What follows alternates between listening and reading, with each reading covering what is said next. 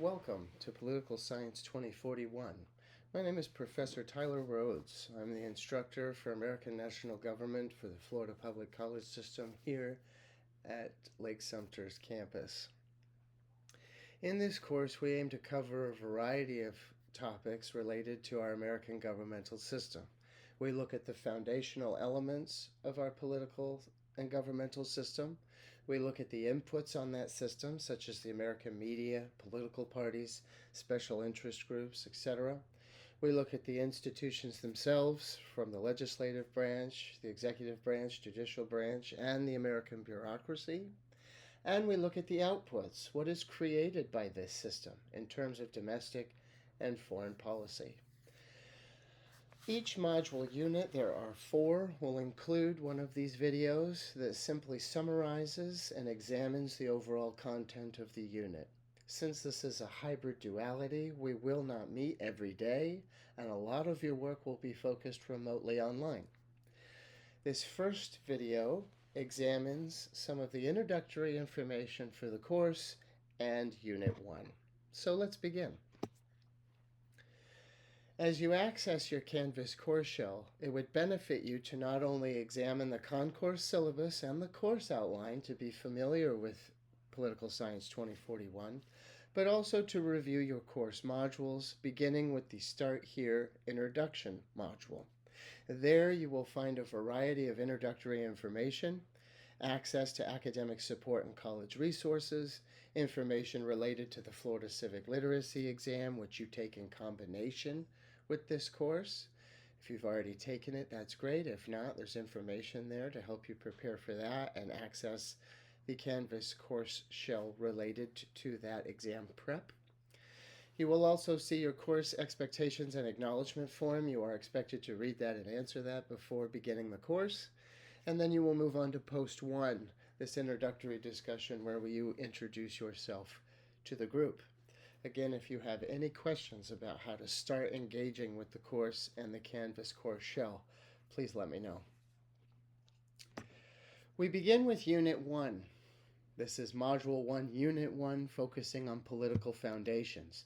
These include the government systems and relationships we have within our political systems, not only here but across the globe, our foundational documents, more specifically the United States Constitution and the authorities and political rights derived there. Federalism, this relationship that exists between our state governments and national governments within the United States. And our basic civil liberties and rights that are derived from these foundations that set up the protections and rights that we utilize going forward. We start by looking at government systems. Chapter 1, as you read through it, focuses on not only the forms of government that exist in the world, but the types of relationships those governments create with their citizenry, and how we are separate from the nation states around us, not only in the relationship we have with citizens or the form of government we have, but the ways in which we elect our representatives, more specifically our executive branch. So, your online textbook and the lecture information talk about 4 different forms of government that exist in the world around us: monarchy, dictatorship, anarchy, and popular government. The United States exists under popular governance, meaning we elect the individuals that operate within our government system, and we can participate directly ourselves. Monarchies are found all over the world. We see them still in existence in Europe. King Charles of the United Kingdom is a form of monarchy. Most monarchies are a blended system of government nowadays, what we call a constitutional monarchy, where it is entangled with some sort of parliamentary government system. Dictatorships or tyranny exist all over the world. This is an absence of popular government. This is taken through force, either through brutal policy or military takeover. Anarchy is the absence of government or the non-existence of government. We have encountered these throughout all of our history and even created some ourselves, whether that's Haiti, Libya, countries in Central Africa. Anarchy exists as an absence of government around the world. Regardless of what form of government you operate under, each one creates its own unique relationship with the citizenry that it aims to serve. This can only come in one of 3 fashions: federalist, unitary, or confederate. A federalist system is a dual governing system where the state and national government work in tandem to create politics, policy, and governance. Unitary systems are top down, with the national government dictating authority down to the local and regional levels and then to the citizenry. And then there's a confederacy, which focuses on local regional governance dictating how the national government operates.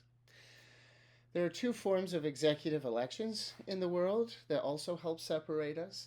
There are presidential and parliamentary systems. Presidential systems are directly selected by the public. Parliamentary systems are selected by elected representatives through party. And we will look at that through a few visual representations. So, as I mentioned, different forms of government create different relationships. They can be unitary, where the national government dictates down to the local, regional levels and the citizenry about laws, policies, regulations.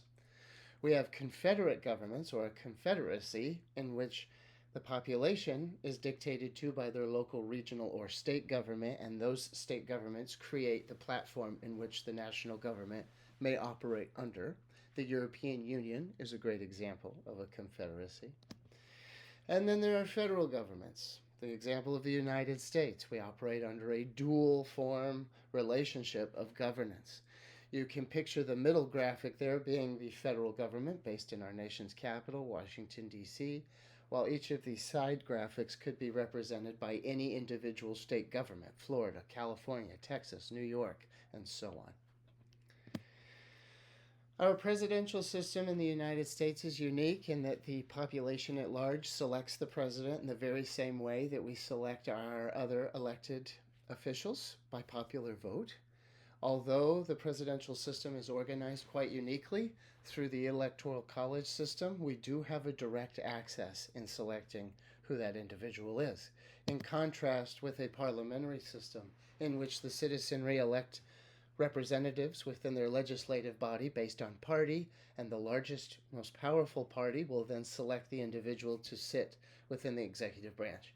We see this in Canada, the United Kingdom, and many other parliamentary systems within the EU and around the world. As we move beyond these government systems, we have to look at the historical documents that give them their nature and foundation, the most important of which is the United States Constitution. The United States Constitution has several foundations, including an aspect of limited governance based on the rights of the people, the governed, due to our experiences with Great Britain during the age of exploration and discovery. We also build the framework of separating the institutions of power into their own autonomous branches, the legislative, executive, and judicial, while also creating a unique autonomy amongst those branches. We also create a symbiotic relationship through the checks and balances, keeping them in order and obligated to one another.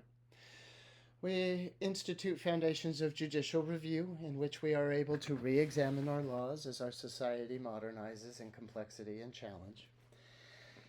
We discussed federalism, this dual relationship of governance between state and federal levels. Popular sovereignty, which is created in us having 50 nation states come together as one to create the United States of America, while at the same time keeping the unique sovereignty amongst Florida, Iowa, Nebraska, Utah, etc.